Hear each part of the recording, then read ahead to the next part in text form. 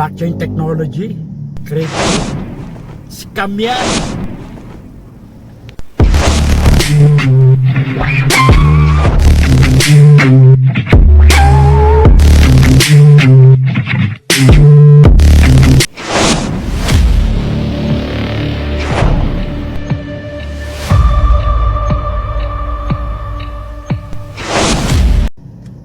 So yun na nga, no? Dami nagsasabi na ang blockchain technology, cryptocurrency, hindi sila naniniwala, guys, no? Tingin nila scam, no? So ito na, pag-aralan natin. Kasi sa sobrang laki na ng industry, no? Hindi malayo na pasukan ng mga hackers yan. Ano man ang mga hackers? Nag-start sila mag-phishing dyan, no? Ito, isa-isay natin yung mga scam na nangyayari sa cryptocurrency, no? Ito, pag-usapan natin. So, handa ka na ba? Tara. Okay, una-una scam, no, na nangyayari up to now, Ponzi scheme. So, ang dami niyan. No? So, ano ba yung Ponzi scheme, no? Kunyari, may investment. Yan, especially, no? Ito, no? May project na nagkikayat ng investors, no? So, ang daming ginagamit niya. Actually, ang daming nga nagamit pang mga influencer dyan, eh. No? So, ang sinasabi ko dito, yung Ponzi scheme na to, yan, nagsimula yan, yung ano nga eh, marami kasi kaya sinabi, idinawid doon sa pangalan ni Charles Ponzi, no? Swindler. No? Kaya Ponzi scheme, no? Yun yung history niyan, eh. Anyway, sa crypto, ang dami gumamit niyan. Up to now. So ingat tayo dyan, no? Yung sasabihin na may project sila, no? They have a new investment, no? Project. Yun, sa crypto nga, no? Yung magka-cash out ka ng pera. So sa mga newbies, beginners, no? So ingat kayo dyan. Okay, pangalawa. Yun, ito sa crypto, nangyayari to yung pump and dumps, no? Yung crypto currency o yung coin, i-hype nila yan, no? Papahype nila yan, ipapump nga eh, no? Hanggang tumaas yung presyo, and then pag tumaas na yung presyo, biglang idadump, no? Ibibenta lahat ng asset holdings, no? Mawawala ka na sa ano, iwan ka sa ere. Sunod ka dyan. So ingat, no? Make your own due diligence. Pag-aralan nyo maigi kung sino yung tao na papasukin nyo, no? Na coins, no? Tignan nyo muna yung tao kung sino ba namamahala dyan, sino founder nyan. Make your own due diligence, no? Research nyo. Open na naman lahat dyan sa online, makikita nyo yan, guys. Mag-aral maigi, especially sa cryptocurrency na sinasabi, no? Ang blockchain technology. Sinasabi nila na na scam, no? Anyway, dito na tayo, babalik tayo. Pangatlo, eto na yung phishing, no? Ayan, scam talaga.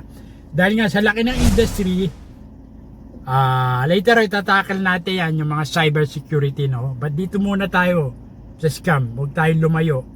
Yung phishing, ayan na, makikita mo yan sa social media, no? Sa email, na makikita mo yan, pag clinic mo na yan, especially kung marami ka ng crypto na wallet, no? Or cryptocurrencies na ino-hold, eh mag-ingat ka na.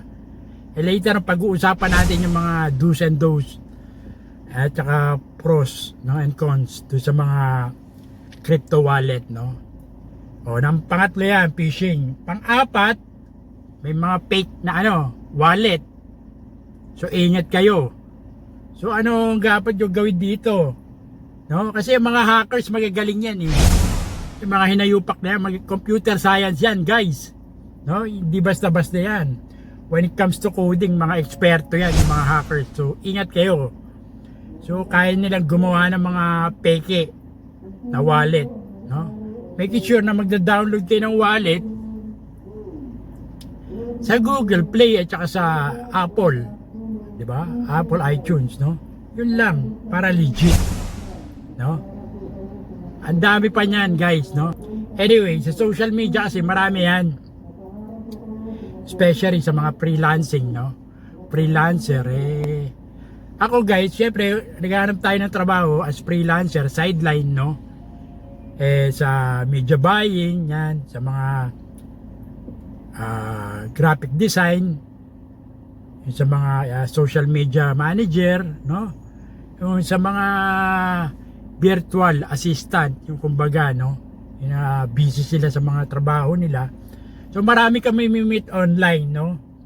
And then may mga biglang papasok sa dyan, no? I-message ka na would you like, I'm inviting you to, you know, sa Telegram kuno, no? Or sa mga social media na ito, mag-invest ka meron silang crypto mining. Yapang crypto mining kuno, no? Na mag-invest ka ng ganitong pera, ganyan-ganyan, no? Tapos in return, malaki. Ito guys, masasabi ko lang, ha. If it is too good to be true, red flag na yan, no? Walang ano dyan, walang ROI dyan. Yung mga inayupak ng mga scammer, magagaling yan guys, no? So ikaw, kung paengot-engot ka, hindi mo alam yung nangyayari sa mundo, ingat ka. That's why, nikayat ko nga lagi mag-aral. Mag-join kayo sa mga cryptocurrency, website, opinion ng mga eksperto, no? Actually, yan, sinabi ko na, dito, wag na tayong lumayo. Later, itatakal natin yan. Ito muna tayo sa mga scam, no? Ito, meron pang kumakalat dyan. Pang ano na ba tayo? Pang-5, pang-6. Pang-5. Yung ICOs, no? Yung mga initial coin offerings, no? Ang dami niyan, guys. So, nagpapanggap na we have a new token, project ko, no? Ganyan. O, kaya ka mag-invest, no? Pag marami nang na-invest, bigla mawawala rin yun sa ere. Ida-dump din bigla, no? Parang ano yan Sumunod, walang pinag-aibigan ito, pang-6, pang-7. Hindi ko na alam, no? Pang-6, pang-7. Una, yung di ba? Ito, no? Yung rug pulls. Ayan na. Papahype yung ayan na nga, ipapahype yung coins. And then, pag hype na, tumaas yung presyo, biglang idadump, no? Magkakabentahan, mararagful ka, no? Iwa ka sa ere, sunog ka dyan. So maraming nangyayaring ganyan. Ito sinasabi ko guys, sa lahat ng mga sinabi kong pointers, no? Sa mga scam strategy nila, no? Pag-aralan nyo maigi guys, make an updates. Ang dami niyan social media, tinuturo yan. Kaya lang, pag-aralan nyo, make your own due diligence, no? Ikaw na mismo mag-aral. Ikaw mag-research. Otherwise, it's your call, Portfolio mo yan. Pera mo yung, syempre, nag-i-invest ka na maayos, sabay makikita mo yung mga scam na ganyan, no? Yung mga hacker na ganyan, no? Syempre, talo ka. Kaya ka nga nag-i-invest para kumita, di ba? Biglang, hindi mawawala yan. Ito sinasabi nila na blockchain technology. Hack daw, no? Yan. Yung mga nagsasabi nun, hindi sila aware, no? Ang blockchain technology, guys, matagal na yan. 1976 ba yan, no? Yung mga nag-invento niya, mga computer scientists, cryptography, yung mga digital signatures, no? So, legit yan, guys. Legit yung blockchain technology, no? Kasi nga, ito inimbento nila yan as a decentralized, no? Yung hindi na sila as a central authority. Yung sila user to user mismo na magkakaroon ng proof na legit, kumbaga secured and transparent yung blockchain technology. Wala pa Bitcoin noon, meron ng blockchain technology, guys, no? Kaya legit yan. Kaya huwag nyo sasabihin blockchain technology, wala yan. Peke yan, scam yan. Wala. Hindi ganun. Ang blockchain technology is a good technology, guys, no? Sabihin ko na sa inyo. Accurate and secured. No? Legit yan. Kaya yung nagsasabing wala, scam yan. No. That's why you have to study, guys.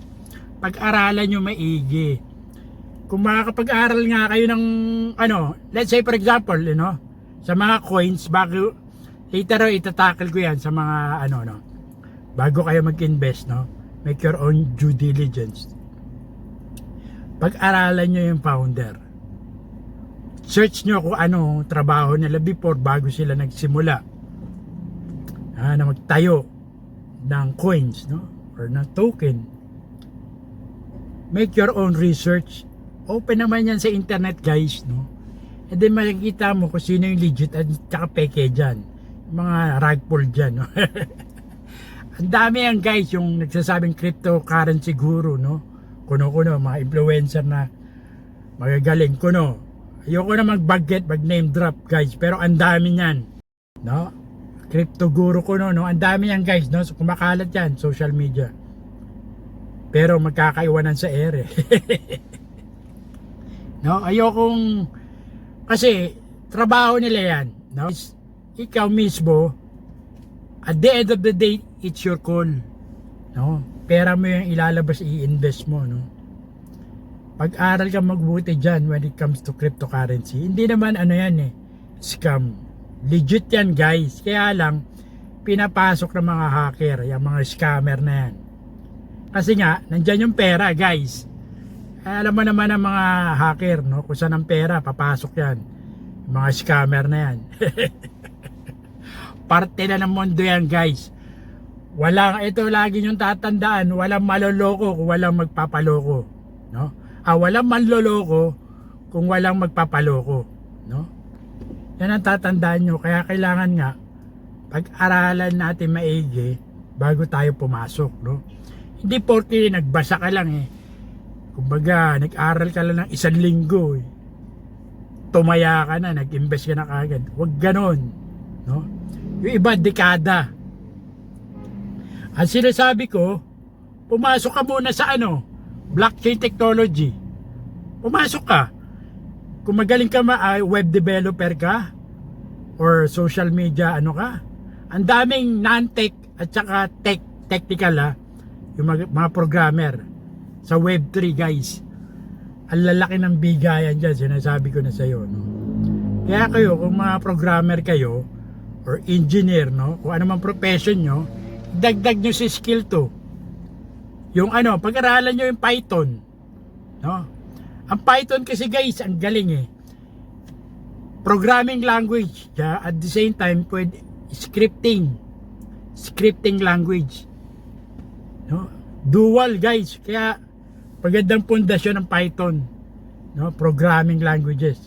Kapag natuto na kayo dito sa pagpo-program, coding, eto, guys, actually ako nag-aaral din ako, nagjo-join ako sa mga GitHub, sa mga Gits, mga collaboration project, kasi matututo ka, pag-aralan nyo muna yung Python. Mamili ka ng program language na yung gamay mo. Pag-aralan mo yung syntax, loops, classes, tsaka yung mga arrays, ang dami, data structure niyan. Then mag-join ka sa mga collaboration projects, practice mo yung coding skills mo, then mapapag-aaralan mo lahat yan, matutunan mo, then makikita mo, ganito pala, guys.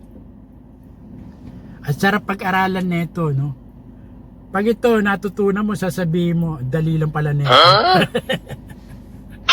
Bakit ngayon lang, diba? Sasabihin mo, ba't ngayon lang ako nag-aral nito, guys? One example, yung founder ng Ethereum, nag-drop out na ng school yun, pero computer science yun, si Vitalik Buterin. Pero genius yung tao na yun, guys, sinasabi ko sa'yo, computer scientist yun, pero nag-concentrate siya sa Ethereum, ito sa project niya, which is, ito nga, ang laki na, diba? Sumusunod sa Bitcoin yun.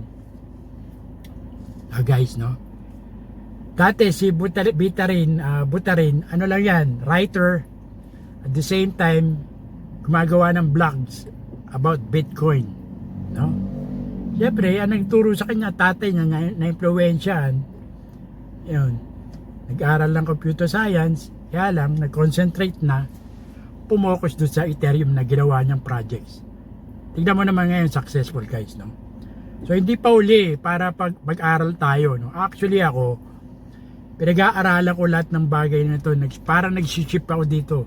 Nagda-diversify ako eh. Hindi naman masama guys eh. Kumbaga, dagdag skill. Ano ba meron dito, di ba? Baka sasabihin mo, blockchain technology, matuto kang gumawa ng program na yun. Di ba? Baka maengganyo ka, sabihin mo, uy, malalaman, ang dami mong malalaman lahat, guys. Ang dami mo, pag natuto ka mag-coding, sabi ko sa'yo, lalawak yung pananaw mo. No? Baka sabihin mo, genius ka. Kasi yung mag-isip ka, pag nalaman mo yung coding, ay, ganito pala, may mga madidiscover ka. No? That's why maano ka, mahikaya ka mag-decentralize. Kasi madidiscover mo eh. Kasi programmer ka na eh. Nakuha mo yung punto ko? Marami kang madidiscover along the way. Kung nag-join ka ng mga GitHub, makikita mo yan. Gagaling ka sa pagko-coding, makikita mo yan. No? Actually, no? Guys, di pa uli, sinasabi ko, ang sarap, no? Pag-aralan itong mga bagay na to. Lagi ganyan sinasabi ng tao, no? Ito, ano na to, cliche na to eh. A journey of 1,000 miles begins with a single step. Yun lang, iiwan ko, no? So muli po, ito po si Cesar Castillo Jr. Nagsabing, tirahin mo na yan. At baka tirahin pa rin ba until next time. Peace out!